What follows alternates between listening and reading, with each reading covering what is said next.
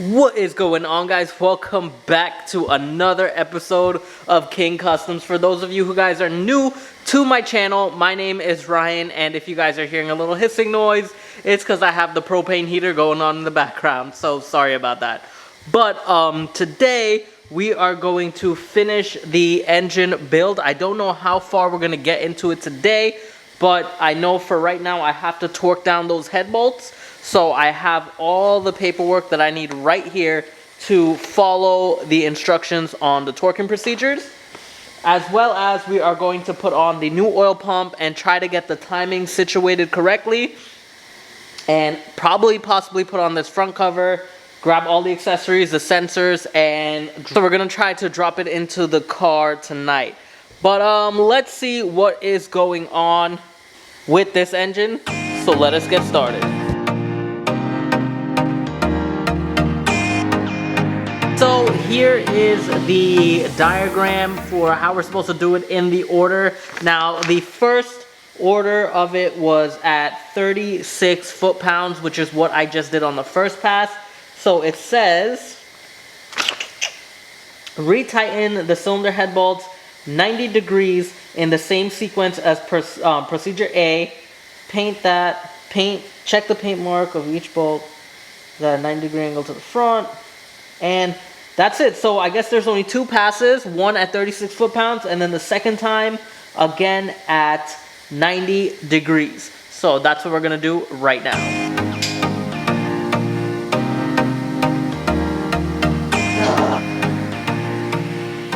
Alrighty, guys, so we finally torqued down the head twice, first at 36 foot-pounds and then second at a 90-degree turn.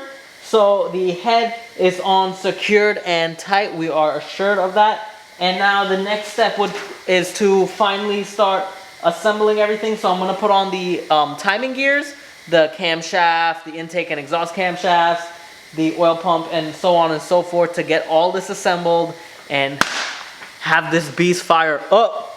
I'm actually really excited to see this fire up. Are you?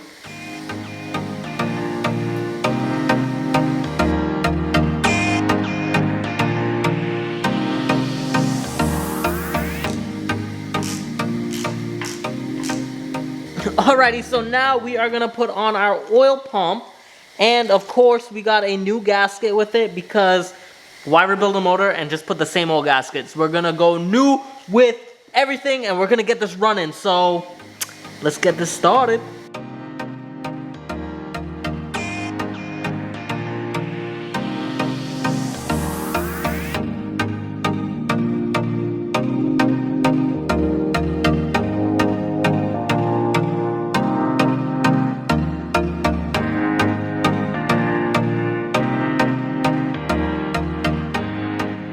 Alrighty, guys, so what we're gonna do now is put on the guide rails for our timing chain. So I already put the timing chain around and I lined it up. I will show you a close-up of it.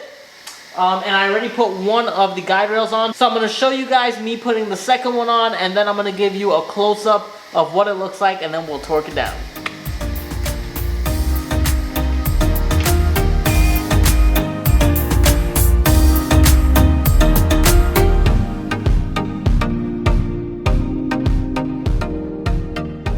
Alrighty, guys, so we have finally got all the timing stuff in its place.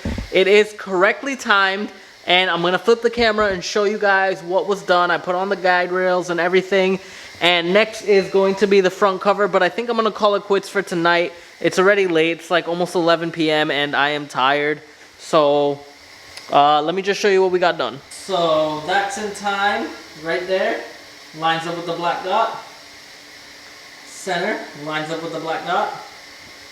If you look in here, these two dots line up, and then you go all the way down to our crank, and that dot lines up with the black. Therefore, it is all in time. Guide rails are all torqued. All that's left to install is that front cover, but I do have to, clean it up and then put it on.